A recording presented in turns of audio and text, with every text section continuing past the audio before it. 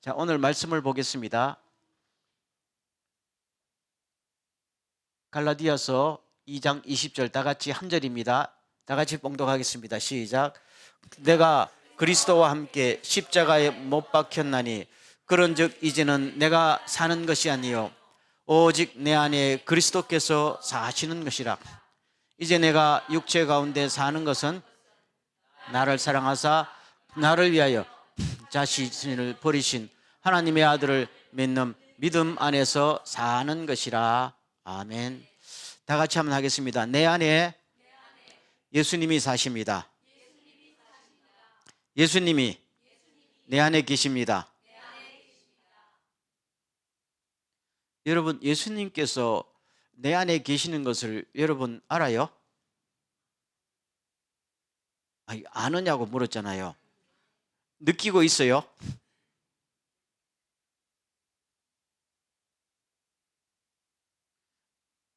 몰라요? 알아요? 알지요? 그럼 알면은 무엇을 보고 알 수가 있어요?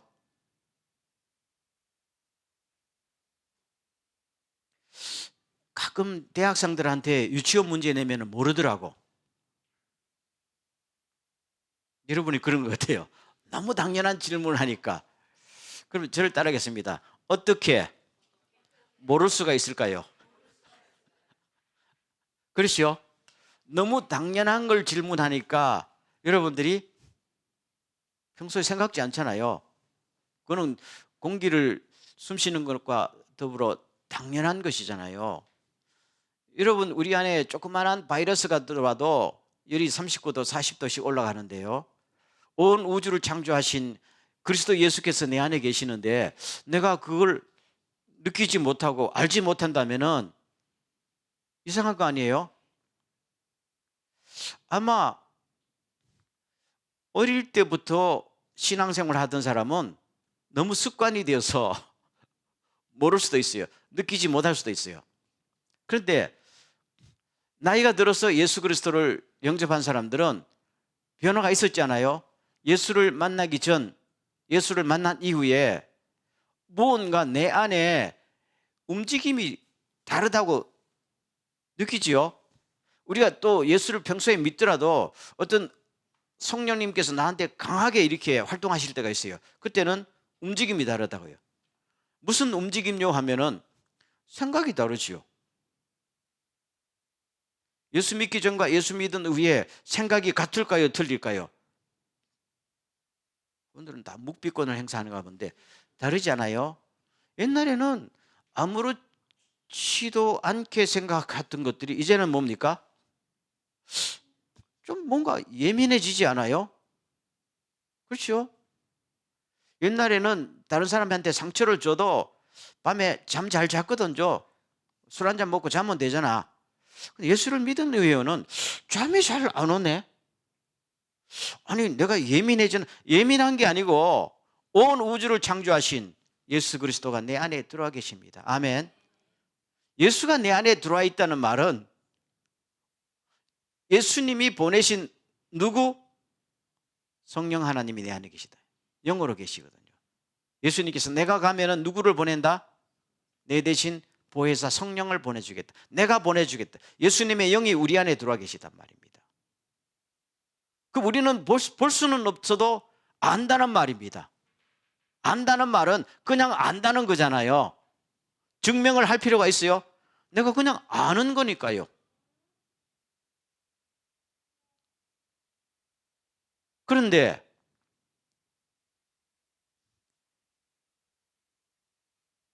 사도 바울이요,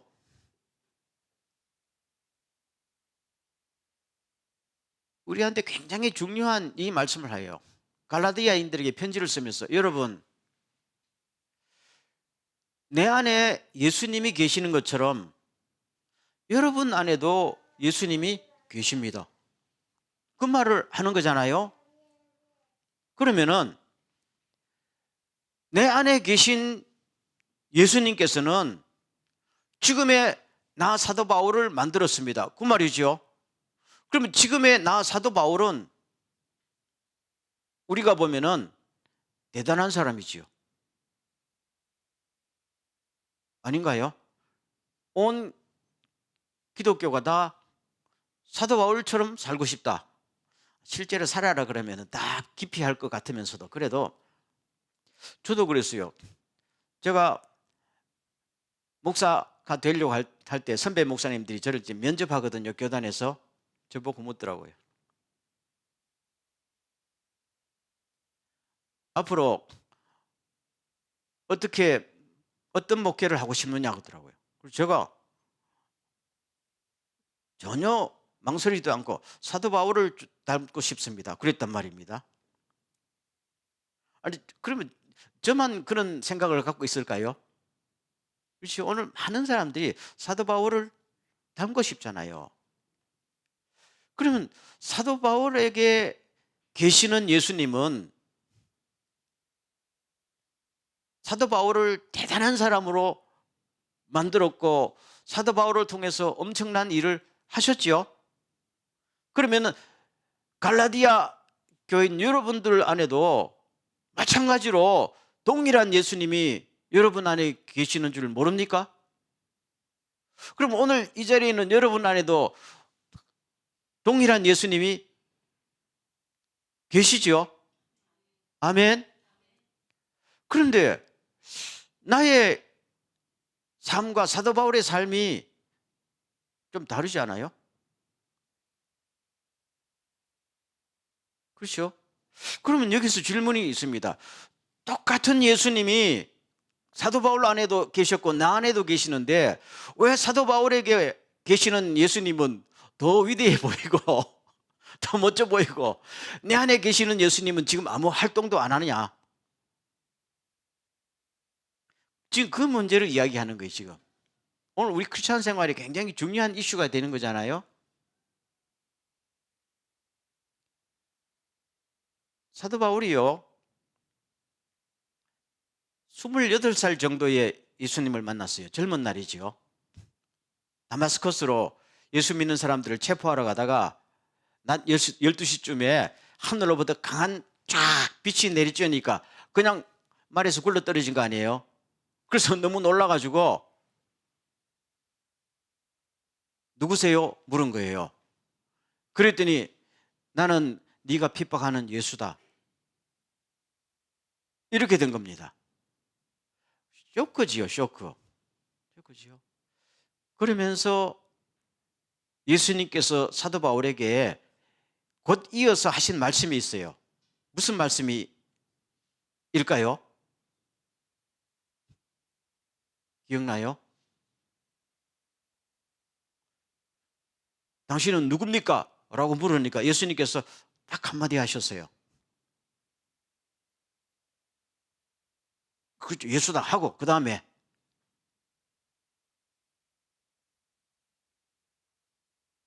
따르겠습니다. 가시채를 뒷발질하기가 힘들지? 기억나지요? 성경을 한 번도 안 읽어본 분들처럼 가시채를 뒷발질하기가 얼마나 힘드냐? 이게 꾸짖는 소리가 아니고 굉장히 동정하듯이 너 얼마나 힘들었냐 그 말입니다. 그럼 이 가시채라는 게 뭔가 하면요. 옛날에 중동지방에서 밭을 갈 때에 우리나라로 치면 소의 멍에를 미어서 끌고 가잖아요. 그렇죠? 그런데 소가 가다가 너무 힘드니까 가기 싫단 말이에요. 그러면 소 뒷발이 닿는 데다가 가시를 딱 박아놓은 뾰족한 가시를 박아놓은 이 무슨 그 도구를 갖다 놓는단 말이에요. 그럼 뒷발질 하면 어떻게 돼요? 그냥 발에다가 다리에 그냥 가시가 박힌단 말입니다. 그러면 그러면 앞으로 간단 말입니다. 앞으로 나갈 수밖에 없단 말입니다. 그렇죠? 그게 가시차라는 겁니다. 그래서 예수님께서 예수 믿는 사람들 체포하고 예수님은 욕하고 그렇죠? 여기에 열심을 내는 사도 바울에게 너 인생을 뒷걸음질하면서 살아왔지? 그러다 보니까 얼마나 뾰족한 데에 찔려서 얼마나 아프고 상처가 많은 인생을 살았냐? 그렇게 하는 거예요. 그 한마디에 이 사울이라는 청년이 완전히 그냥 무너져 내립니다. 자기 인생을 지탱했던 모든 걸 다 포기해 버립니다.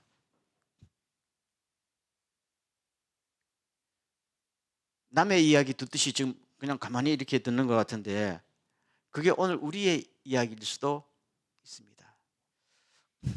여러분, 푸틴 같은 사람, 시진핑 같은 사람, 김정은 같은 사람, 세계를 들었다 놨다 하는 것 같지만은 그 인생이 예수님의 눈에 보면은 그렇지요, 뒷발질만 하는 거 있어요. 뒷발질만 할 때마다 자기 인생이 여기 찔리고 저리 찔리고 아프다 아프다 하면서도 피할 길도 없고 한치 앞으로 나가지도 못하며, 우리 한국 속담에 기호지세란 말이 있죠. 호랑이 등에 탔다는 이야기예요. 호랑이 등에 탔으니까 내릴 수도 없고 가기도 그렇고 죽을 입장이야. 호랑이 등에 타고 있으니까. 저는 푸틴이 그런 입장이라고 생각해요. 여러분 생각은 어때요? 멈출 수도 없고 갈 수도 없고 수많은 사람을 자기도 찌르고 자기도 찔림받고 어떻게 할 수가 없는 인생을 지금 일은 저질렀는데 감당이 안 되는 인생을 살고 있어요. 자살할 수도 없고. 그러면은 푸틴이라는 사람도 꿈 많은 사람 아니었어요? 자기가 그런 인생을 살고 싶었을까요? 푸틴이 중학교 때, 대학교 때에 오늘의 이 모습을 자기가 꿈을 그리면서 살았을까요? 그건 아니겠지요. 자기도 행복하게 살고 정말로 모든 사람에게 사랑을 받고 사랑을 주면서 이런 사람이 되는 것이 모든 사람의 꿈 아니에요? 근데 자기도 그 입장 속에 들어가니까 어떻게 멈추지를 못하는 인생을 살고 있었던 거예요. 사도 바울이 그랬단 말이에요. 원래 사도 바울은 예루살렘 출신이 아니잖아요. 지금 터키 쪽에 있는 길리기아 다소라는 지방의 출신이거든요. 교포란 말입니다. 예루살렘에 와보니까 처음에는 같은 동포지만은 너 교포지 하면서 왕따를 많이 당했을 거 아니에요. 그렇지만 이를 악물고 내가 여기서 성공해야지 하면서 요새 말하면 이를 악물고 공부했단 말입니다. 그래서 당시에 최고의 학부, 일본 같으면 동경대학에 들어갔단 말이에요. 가말리엘이라는 그 사람 밑에 제자로 들어갔단 말이에요. 당시에 최고 학부였어요. 그런데다가 머리는 똑똑하지. 그 집안이 돈이 없는 집안이 아니야. 로마 시민권을 가질 정도면 돈이 엄청나게 있었다는 이야기예요. 유대인이. 언어를 잘하지요.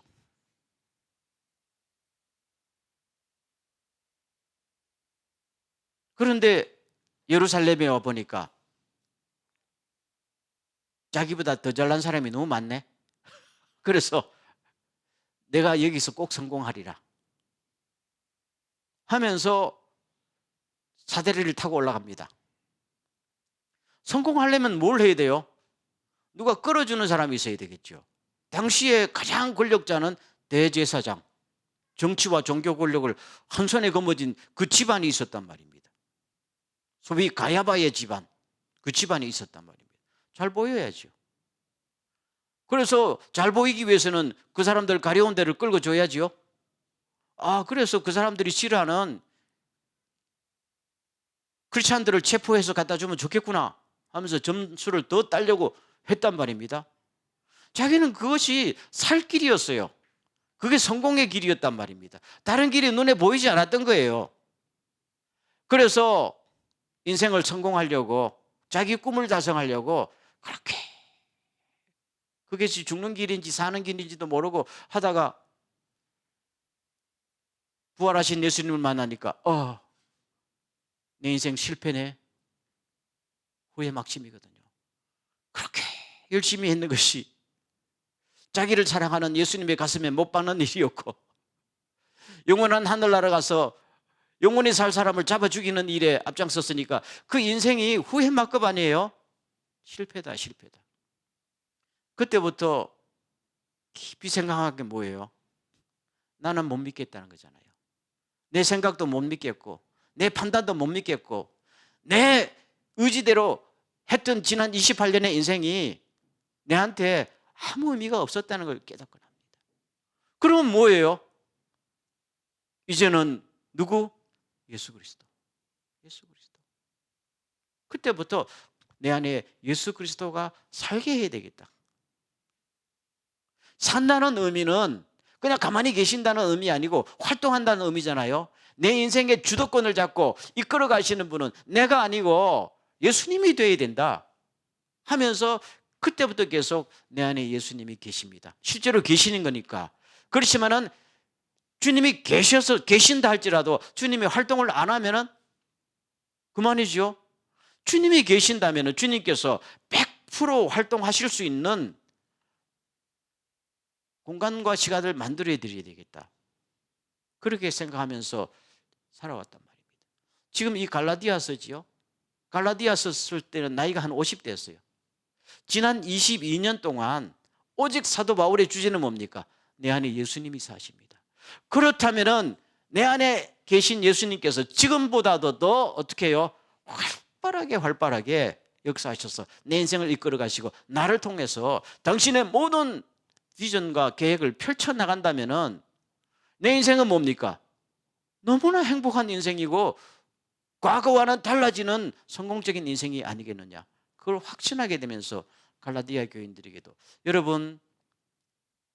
여러분도 저와 마찬가지로 여러분 안에 계신 예수님이 100% 활동할 수 있도록 협조해 나가야 됩니다. 이렇게 쓰고 있는 것입니다. 자, 그렇다면 여기서 내 안에 계신 예수님, 즉 내 안에 계신 성령님을 근심시키지 말라 그랬죠. 너희 안에 계신 성령님을 근심하게 하지 말고, 예수님을 걱정시키지 말고, 성령을 소멸하지 말라, 성령의 감동을 찬물 뿌리지 말라는 이야기입니다. 그러면 어떻게 그렇게 할 수 있는가 할 때 두 가지를 이야기합니다. 자, 첫째 보세요. 이제 내가 육체 가운데 사는 것은 나를 사랑하사 나를 위하여 자기 자신을 버리신 하나님의 아들 예수 그리스도를 믿는 믿음 안에서 사는 것이라. 자기는 이렇게 살려고 노력했고 지금도 살아가고 있습니다. 여기서 하나 질문할게요. 우리 예수님을 믿지요?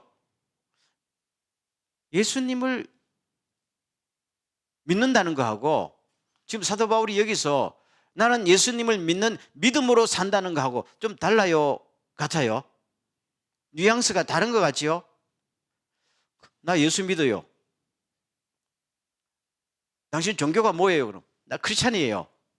나 크리스찬이요 하는 거하고 나는 예수님을 따라가는 사람이에요 하는 거는 뉘앙스가 다르지 않아요? 사도 바울이 여기서 굉장히 중요한 이야기를 하고 있습니다.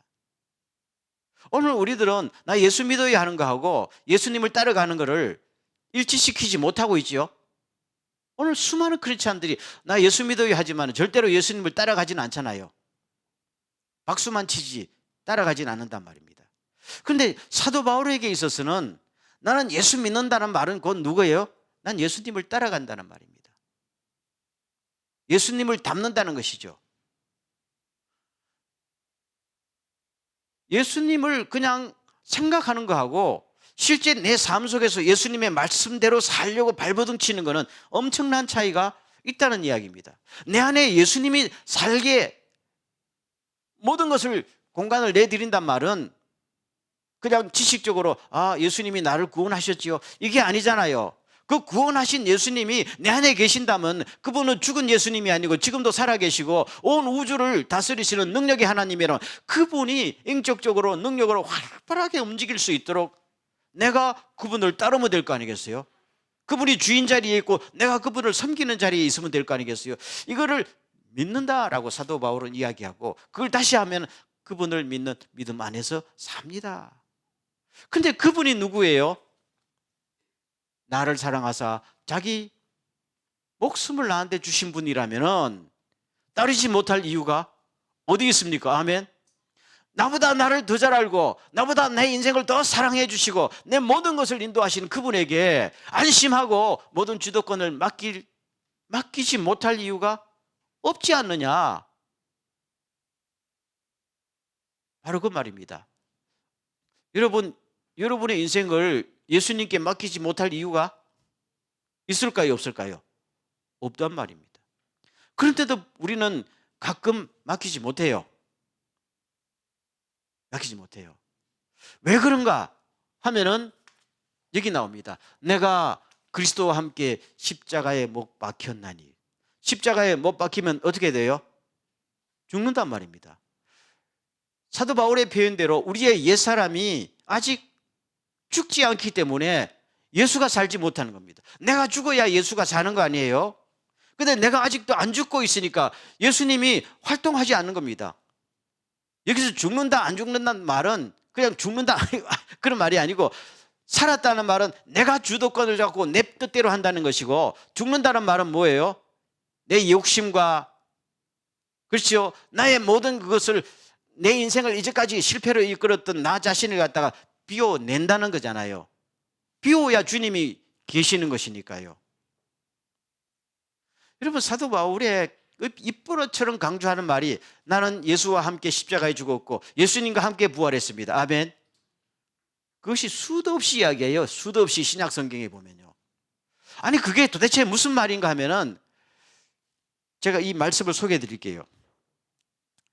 우리의 옛사람이 십자가에 죽은 것은, 우리의 옛사람이 예수님께서 십자가에 달릴 때 죽었다는 거예요. 죽은 것은 죄를 짓던 몸을 없애고, 우리가 죄를 짓는 것은 우리가 육신을 갖고 있기 때문에 짓는 거 아니에요? 그렇죠?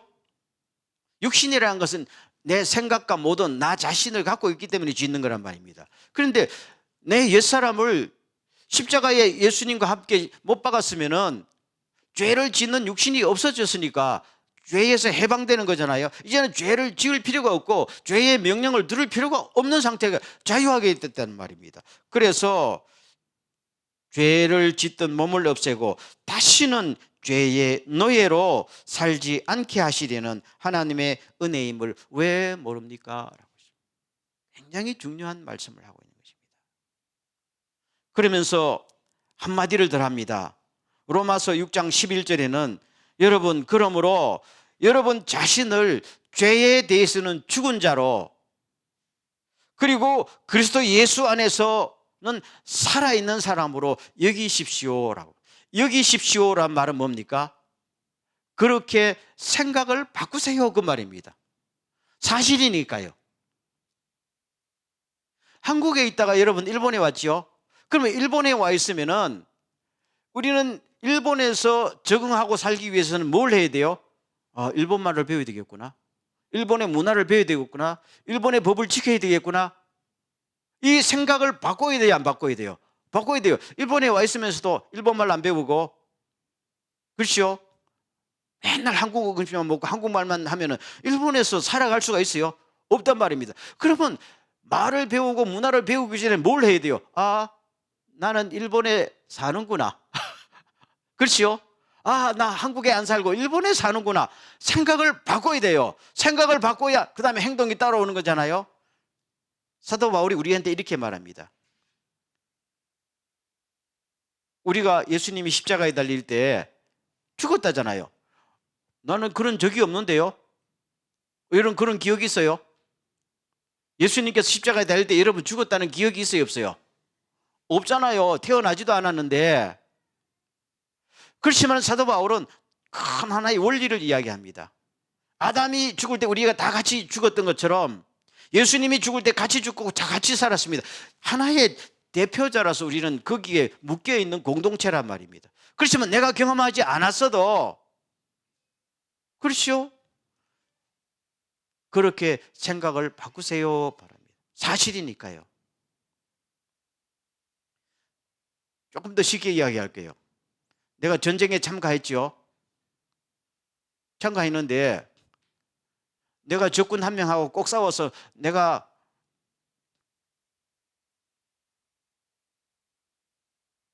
패배를 당하지 않아도 우리 쪽에 사령관부터 죽고 패배하면은 우리 군대가 전부 뭐 하는 거예요? 패배하는 거잖아요. 내가 꼭 그것을 경험하지 않아도 우리 군대가 패배한 건 사실 아니에요? 승리했으면은 내가 적군을 한 명도 안 죽여도 승리한 건 사실 아니에요? 그러면은 만약에 승리했으면은 아, 승리했구나. 그거를 승리했다고 여기십시오. 생각을 바꾸세요. 바로 그 말입니다. 생각을 바꾸지 않으면 어떻게 돼요? 문제가 심각해지는 겁니다. 여러분 아시다시피 옛날에 2차 세계대전이 끝났는데도 그 일본 군인 한 명이가 두 명이가 저 난민 밀림지대에 수십 년 동안 살아 있었잖아요. 아직도 전쟁 상태라는 거야. 벌써 일본군이 패배해가지고 전쟁이 끝나가지고 다 본토로 돌아가지고 가족들하고 오손도손 다 하는데 이분은 아직도 전쟁 상태라는 거지요. 그러면은 이분이 알고 생각을 바꿨으면은 본국으로 돌아와서 가족들을 만났겠지요. 안 바꾼 거예요. 안 바꾼 겁니다. 이게 생각이라는 게 굉장히 중요하죠. 예수님께서 십자가에 달리실 때 우리도 같이 죽고 같이 살았습니다. 아멘. 그걸 이야기하는 겁니다. 그러면은 내 옛사람이 죽었다는 것은 더 이상 죄를 지을 수 없다는 거잖아요. 그럼 앞으로 살아가는 동안에 죄의 유혹이 오면은 나는 죽었습니다. 자꾸만 확인해야 돼요. 생각은 내 행동을 갖다가 결정짓는 거니까요. 그럴 때에 성령님께서 강하게 역사한다. 그런 이야기지요. 그래서 오늘 두 가지요. 다시 한번 정리할게요. 우리 안에 계신 예수 그리스도 성령님께서 100% 활동하면은 우리 삶은 뭐예요? 엄청나게 달라질 줄로 믿습니다. 그게 성경에 굉장히 중요한 원칙이에요. 우리 교회 안에 역사하시는 성령님께서 100% 활동하게 되면요, 놀라운 일이 벌어져요. 그분은 온 우주를 창조하신 전능하신 분이니까요. 그러기 위해서는 우리는 뭡니까? 그분을 말로만 믿지 말고 그분의 뒤를 날마다 따라가야 됩니다. 그러기 위해서는 내 옛사람이 뭡니까? 죽고 비워야 돼요.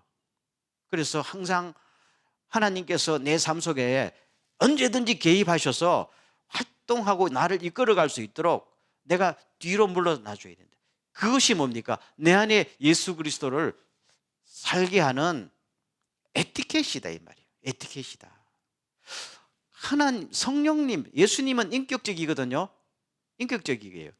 내가 주님을 굉장히 좋아하면 주님도 나를 굉장히 좋아해요. 내가 주님을 높여드리면 주님도 나를 굉장히 높여줘요. 우리는 인격적이 아니에요. 로봇가 아니면은 우리 인간관계잖아요.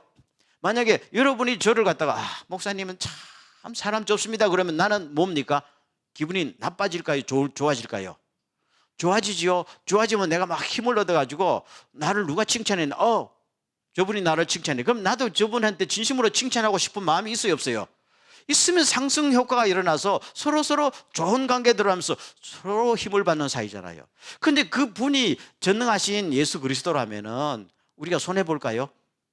아니잖아요. 바로 그 말입니다. 작년 6월 달에 미국에서 유명한 피아노 콩쿠르 대회가 하나 있었죠. 세계 뭐 한 몇 대 콩쿠르 속에 들어가는 반 클라이반 피아노 콩쿠르에서 한국의 임윤찬 군이라는 아직도 고등학생이었나? 그 당시에 18살짜리가 우승했거든요. 마지막 그 결승전에 라흐마니노프의 피아노 협주곡 3번을 가지고 가서 당당하게 우승을 했단 말입니다. 근데 그 피아노 연주가 딱 협주지요. 딱 끝나니까 온 관객이 기립박수 하더라고. 그리고 같이 협주했던 오케스트라 단원들도 일어나서 기립박수. 전례가 없는 이상한 광경이 벌어진 거예요. 감동했다는 거죠. 그냥 잘했다가 아니고 그냥 다 감동을 먹은 거야. 18살짜리한테. 그래서 제가 그 전부 여러 번 보면서 그 평가를 쫙 봤어요. 근데 거의 한마디로 이렇게 하더라고요. 임윤창 군은 자신을 드러내지 않고 음악에 헌신했다.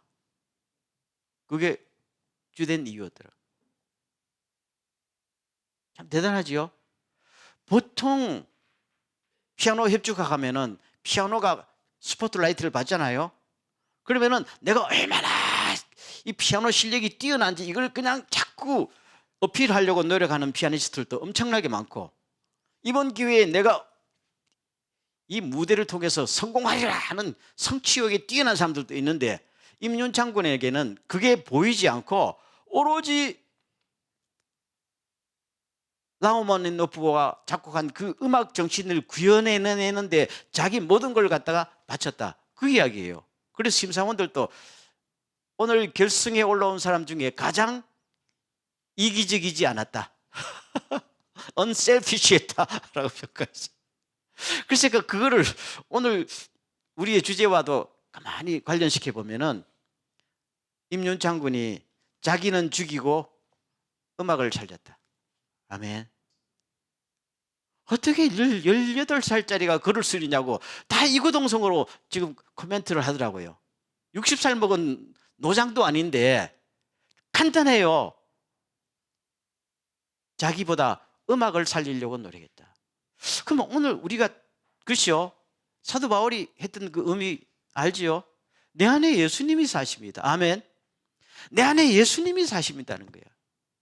내가 살아서는 실패뿐인 인생이고 가시채를 뒷발질하는 상처뿐인 인생이었는데, 내가 이제 예수를 만났는데 그분은 나의 모든 것이고 나를 위해서 자기 목숨을 버리신 전능하신 하나님이라면 그분에게 내 인생의 모든 것을 맡길 만하다. 그분에게 내 모든 결정권을 위임할 만하다. 그래야 나는 안심이고 내 인생은 두 번 다시 실패하지 않는다. 이게 믿음이 있다면 모든 일을 결정하고 인생을 살아갈 때 그분만이 드러나도록, 그렇죠? 나는 죽고 그분만이 드러날 수 있도록, 이것이 내 안에 예수가 사십니다. 아멘. 이게 어려우냐? 전혀 어렵지 않아요. 18살짜리도 했잖아요. 근데 우리는 18살 다 넘었거든. 못할 이유가 없다. 그래서 제가 오늘 설교를 마치면서 3가지 말씀드리겠어요. 저쪽으로 따라하겠어요.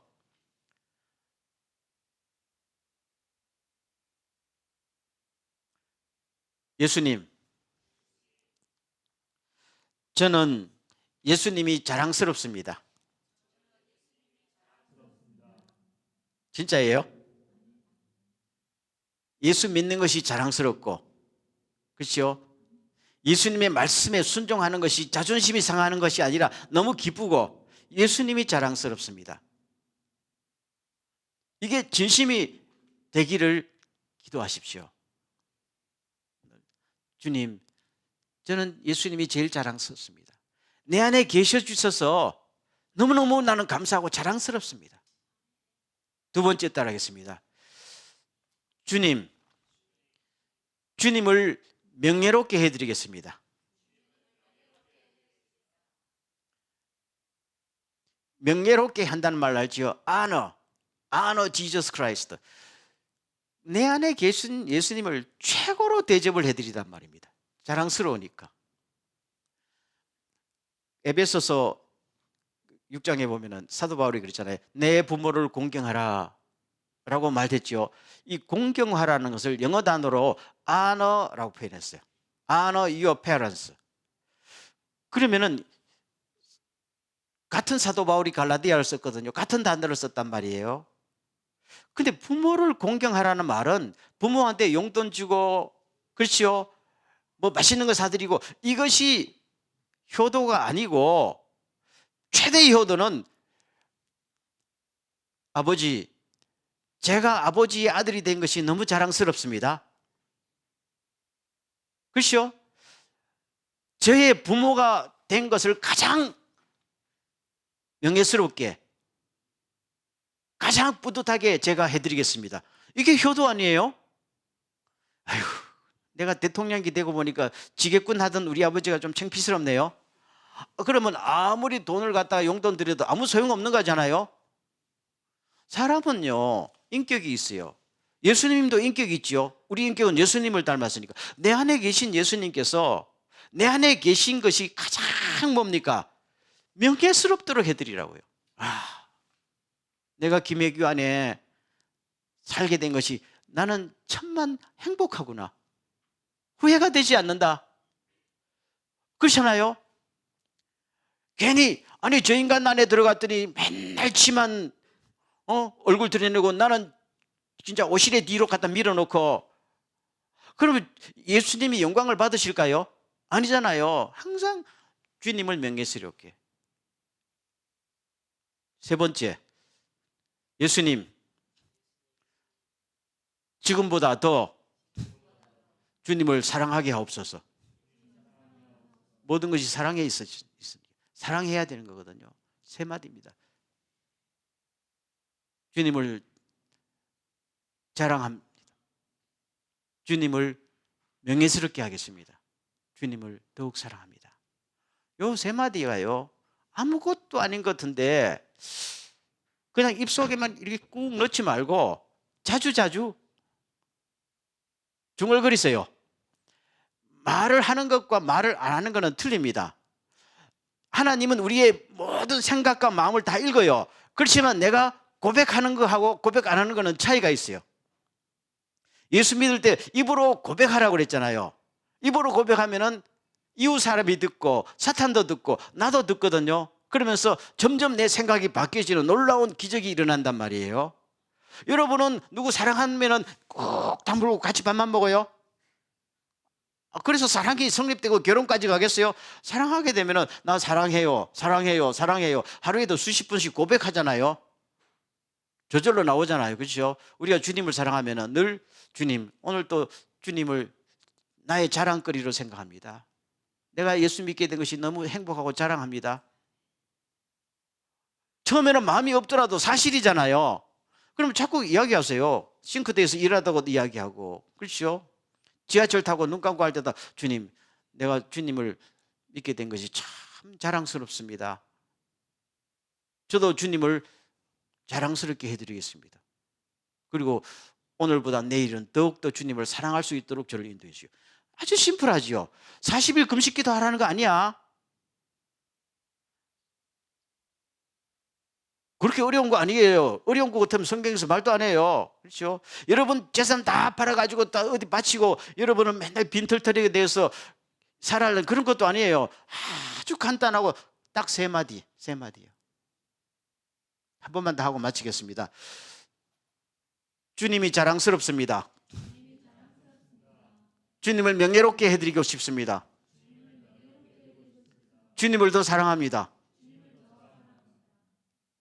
이렇게 되면 주님께서 내 안에서 활동하지 않을 이유가 없잖아요. 한 번에 안 돼요. 방금도 말씀드린 사도 바울은 주님을 만난 이후부터 이것이 자기 인생의 목표고 하나의 숙제가 되어서 늘 옛사람이 자꾸 꿈틀거려서 야 주님 좀 가만히 계세요. 내가 좀 얼굴 들이밀게 할 때마다 아닙니다. 저는 죽었습니다. 주님이 영광을 받으십시오. 저는 주님의 뒤를 따라갈 겁니다. 하면서 자꾸 지난 22년 동안 노력해왔어요. 22년 동안 노력했던 결과가 뭡니까? 세계적으로 주님 앞에 쓰임받는 일꾼이 됐다는 거예요. 놀랍지요? 우리도 그렇게 될 줄로 믿습니까? 믿습니다요. 아유, 나는 나이가 벌써 아니에요. 이때 사도 바울 나이가 50이에요. 이때부터 나중에요 62살까지 사는 동안에 12년 동안 더 영광스럽게 살았어요. 믿습니까? 그렇다면 못할 이유가 없다. 아유, 나는 아직도 사도 바울이 28에 주님 만났어요. 그러니까 여러분 우리는 충분히 내 안에 계신 예수님을, 그렇죠? 얼마나 내 인생을 끌고 가는데 주님을 경험하는 놀라운 인생이 펼쳐질 줄로 믿습니다. 우리 개인적으로, 가정적으로, 교회적으로 이런 주님을 고백하고 이런 주님을 경험하는 미래가 꼭 펼쳐질 수 있기를 주 이름으로 축원합니다. 다시 한번 우리가 통성으로 기도할 때요, 주님, 내 안에 주님께서 막힘이 없이 나의 고집이나 나의 상처나 나의 욕심 때문에 주님께 활동 지장받지 않고 성령님 내 안에 100% 활동하여 주시옵소서. 주님에게 주인 자리를 내드립니다. 주님을 따라가기를 원합니다. 주님만 영광을 받으십시오. 다 같이 한번 통성으로 고백하고 마치겠습니다. 기도하겠습니다.